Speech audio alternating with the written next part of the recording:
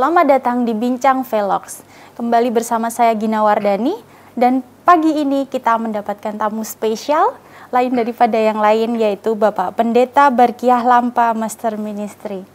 Selamat datang Bapak. Ya, beliau ini adalah seorang pemerhati Papua yang sudah kurang lebih 30 tahun ya Pak, betul? Iya, iya. Baik. Pagi ini kita akan membicarakan tentang segudang pembangunan di bumi Cendrawasih. Untuk kenyamanan, mari kita copot masker karena kita sudah menggunakan protokol kesehatan juga Pak, dan jaga jarak juga di sini. Baik. Bapak Pendeta Barkiah Lampa, di sini sudah masuk beberapa pertanyaan, banyak pertanyaan mungkin dari masyarakat, dari berbagai pihak juga. Untuk mempersingkat waktu, boleh saya langsung menuju pertanyaannya? Siap. Baik. Pertanyaan yang pertama adalah tentang pembangunan infrastruktur Papua. Sejauh mana pembangunan infrastruktur tersebut dirasakan oleh masyarakat Papua, Pak? Iya, saya sebagai orang pemerhati Papua dan cinta Papua, dan hati saya di Papua, sudah 30 tahun, sudah hampir separuh, lebih daripada separuh umur saya ada di Papua. Dan saya harus mengatakan secara jujur bahwa mungkin Papua adalah salah satu daerah yang mendapatkan berkat Tuhan. Iya, bukan cuma alamnya, tapi perhatiannya dari pemerintah. Iya, orang mau bilang Papua ini tidak maju, saya harus mengatakan bahwa luar biasa apa yang Tuhan telah lakukan, apa yang dikerjakan dengan infrastruktur ini. Kenapa? Karena saya 7 tahun saya tinggal di satu daerah yang terisolasi, yang tidak ada jalan daratnya. Ya, sebut saja di Pegunungan Bintang. Ya, itu daerah yang sangat sulit, yang sangat tidak mungkin ada jalan. Tetapi pemerintah dan ya itulah berkat Tuhan untuk mereka, di sana ada jalan, dan di sana pembangunannya maju dalam kurang lebih hanya sekitar 10 tahun daerah itu berubah. Jadi kalau mau bilang tidak maju, sangat maju. Ya, dan ini cuma salah satu. Saya sudah berjalan di banyak puluhan kabupaten, tetap pembangunannya itu hidup, pembangunannya maju. Ya, jadi menurut saya kalau bilang pemerintah tidak memperhatikan, mungkin dari sekelompok orang menilai dari versi yang lain. Tapi bagi saya adalah luar biasa. Itu kan dana tidak sedikit, biaya yang tidak sedikit, perhatian pemerintah. Kalau mau dipikir satu kampung dengan kampung yang lain berpuluh-puluh kilo, dan itu dari pandangan ekonominya mungkin mau dapat apa. Tetapi yang dicari bukan berapa kekayaannya, tapi masyarakat yang ada di sana bisa terjangkau, saya kira. Baik. Mungkin mempermudah transportasi dan mungkin membantu dalam mensejahterakan masyarakat juga ya Pak, pembangunan tersebut. Banyak sekali yang sudah terjadi melalui kemajuan infrastruktur ini, yang sudah dirasakan bukan cuma oleh orang Papua sendiri, tapi kita yang dari luar ke sana, bukan cemburu ya, begitu luar biasa. Iya. Di daerah kita saja aspalnya mungkin menunggu sekian puluh tahun. Kemajuannya, tapi ini instan saja. Kelihatannya menurut saya ini instan. Betul. Iya. Kalau ada pendapat-pendapat negatif, mungkin bisa dicek sendiri, mungkin datang ke sana. Dia tinggal sendiri di daerah yang 5 tahun lah. Apa yang terjadi di situ kan? Saya tinggal 5 tahun dari masih pakai lampu botol. Petromax. Iya, Petromax. Iya. Jalan setapak, bandaranya cuma 300 meter, yang sekarang 1.500 atau 1.700 meter, yang tadinya tidak ada jalan aspal, sekarang berpuluh kilo, ratusan kilo, yang semuanya aspal, jadi luar biasa. Ya, baik Pak. Namun dalam pembangunan infrastruktur tersebut ada gangguan-gangguan tertentu, mungkin dari KKB, mungkin dari sentimen negatif dari kelompok lain, dari ada isu-isu tertentu yang selalu dibesar-besarkan media. Itu bagaimana ya Pak ya? Iya, nah tentu kalau menurut saya satu proses pembangunan tidak selalu berjalan mulus. Tentu ada yang senang, ada yang tidak senang. Betul. Ya, sebenarnya kalau menurut saya, ya, untuk tanya orang Papua sendiri, untuk merasakan pembangunan, nah kan KKB ini kan kelompok, tidak mengakomodir kepentingan semuanya Papua dan masyarakat di sana. Kalau mau dibilang apa yang dinikmati oleh masyarakat di sana, ya justru menurut saya terganggu dengan adanya KKB. Harusnya pembangunan cepat, harusnya sudah fokus, tapi karena mengurus masalah-masalah yang urusan persoalan-persoalan yang dibuat di berbagai tempat ini kan mengganggu. Ya, jadi menurut saya ini perlu memang pendekatan. Kalau saya sebagai pendeta, ini memang perlu pendekatan karena bisa saja ada faktor-faktor ekonomi, kesenjangan. Betul. Mungkin mereka merasa mereka nggak dapat, atau mereka merasa mereka tak tercukupi. Tapi kan itu kan cuma segelintir sebagian orang. Baik. Jadi kalau itu diangkat menjadi isu bahwa mereka miskin, mereka tidak mendapatkan perhatian, itu bagian kecil. Tapi mungkin bagi saya adalah ini memang perlu kesabaran, ya, karena tingkat apa yang mereka rasakan di sana mungkin berbeda. Jadi KKB ini menurut saya ini tantangannya sebenarnya sekelompok, tapi ini digoreng begitu menjadi isu nasional, bahkan internasional. Bahkan internasional, hanya karena apa? Supaya kepentingan kelompok itu diakomodir, tapi kan kalau kepentingan kelompok itu tidak menjurus atau kepada kesatuan NKRI, ya saya sih sebagai hamba Tuhan NKRI harga mati, NKRI kita cintai. Iya, saya kira seperti itu. Iya, baik Pak.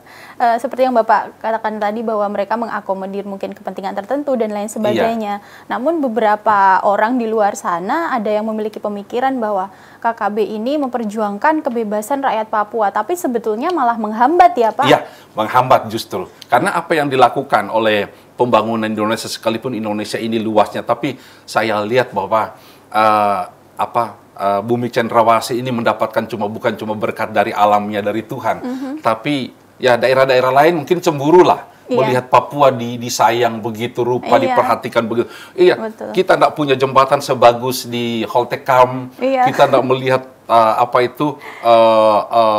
jalan trans yang begitu cepat terbuka. Jadi menurut saya kalau itu digoreng jadi isu yang tidak ada kemajuan, menurut saya memang tidak secepat itu, tidak instan proses untuk dari satu kemajuan kepada kemajuan yang lain. Karena ini kan luas daerahnya, masyarakatnya, tantangannya, kondisi alamnya. Jadi memang menurut saya kita tidak menilai bahwa KKB itu seakan-akan memperjuangkan kepentingan Papua secara umum. Iya, baik Pak. Kemudian masih terkait dengan pembangunan di Papua ya Pak, Wapres Ma'ruf Amin pernah mengingatkan tentang pembangunan di Papua yang menggunakan dengan pendekatan adat. Selain itu juga ada pendekatan agama. Bapak sebagai pendeta sendiri dan juga pemerhati Papua selama puluhan tahun, bagaimana pendapat Bapak tentang hal tersebut? Iya, saya berikan hidup saya 30 tahun di bidang ini untuk pendekatan mereka. Kami secara religi atau secara agama, kami lakukan sampai kami harus ajarin mereka untuk sikat gigi, mandi, kami kasih sabun, kami kasih kaosnya untuk mereka bisa. Nah, itu yang pertama, kami mengadakan sosialisasi lewat kerjasama dengan dokter, kami bawa sembako. Kami kami pengobatan gratis. Jadi kalau menurut saya pendekatan dua ini tidak boleh dikurangi kadarnya. Iya, betul. Yang dua ini karena memang masyarakat di sana lebih kental dengan religinya dan budayanya. Sangat mengena. Sangat mengena. Bagi mereka adalah ketika mengena itu kita bisa tidur sama-sama dengan mereka. Ketika mengena kita bisa dibilang kakak, dibilang adik, bilang bapak, bilang mama. Ketika kita datang dengan dua ini, pendekatan adat. Jadi menurut saya apa yang disampaikan oleh Wakil Presiden ini kalau ini kartu jokernya untuk di sana. Betul. Ini tidak boleh dikurangi. Betul. Tidak boleh diganggu dua ini. Karena ini kultur masyarakat di sana itu adalah kebersamaan. Jadi satu disakiti, semua tersakiti. Tapi satu kita perhatikan, merasa semua diperhatikan. Jadi dua hal ini yang bisa saya kira menjadi prioritas daripada pembangunan yang lain. Diperhatikan masalah religinya dan budayanya ini. Tadi tentang religi dan tentang budaya. Selanjutnya kita masuk ke bidang pendidikan. Dan pendidikan terutama untuk mahasiswa Papua dan anak-anak Papua itu ada bentuk perhatian pemerintah lewat dana otsus untuk membiayai pendidikan mereka untuk belajar di luar daerah misalnya. Iya. Itu bagaimana Bapak? Apakah mereka memberikan respon yang positif atau bagaimana? Menurut pandangan pribadi Bapak juga bagaimana? Menurut pandangan saya, pertama bahwa dana otsus ini sangat bermanfaat untuk anak-anak kita dalam pendidikan. Karena saya bergaul dengan mereka, baik dengan pihak pemerintah, dengan teman-teman dari pendidikan, bahkan kami juga mendukung program pendidikan. Kami membuat training untuk anak-anak ini, kami bawa sampai mereka ke Bekasi, dilatih untuk berbahasa Inggris, dilatih untuk mereka entrepreneur, jadi terus dilatih mereka untuk bisa mandiri, kami lakukan. Jadi mengenai dana otsus, menurut saya ini adalah salah satu kekuatan untuk generasi untuk mencapai tujuan mereka untuk mencerdaskan. Jadi seperti Indonesia Pintar.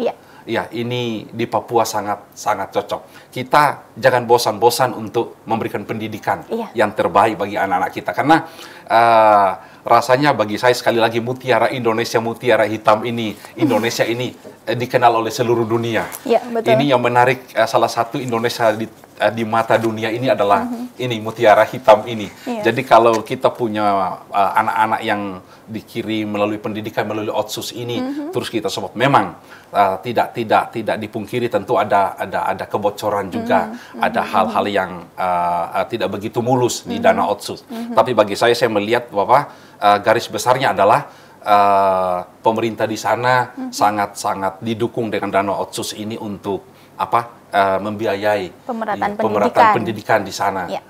Karena yaitu anak-anak Papua ini kan di mata dunia mereka betul-betul disorot.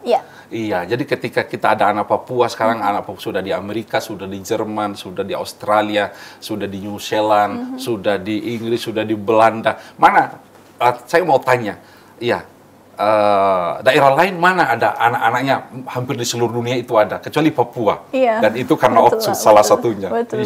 Itu luar biasa. Betul. Bahkan saya pernah mendengar dan membaca berita itu, anak-anak Papua sempat dipanggil ke Istana Negara juga oleh Bapak Jokowi ya Pak, saking istimewanya. Dan daerah kita belum dipanggil. Betul Pak, betul. Baik.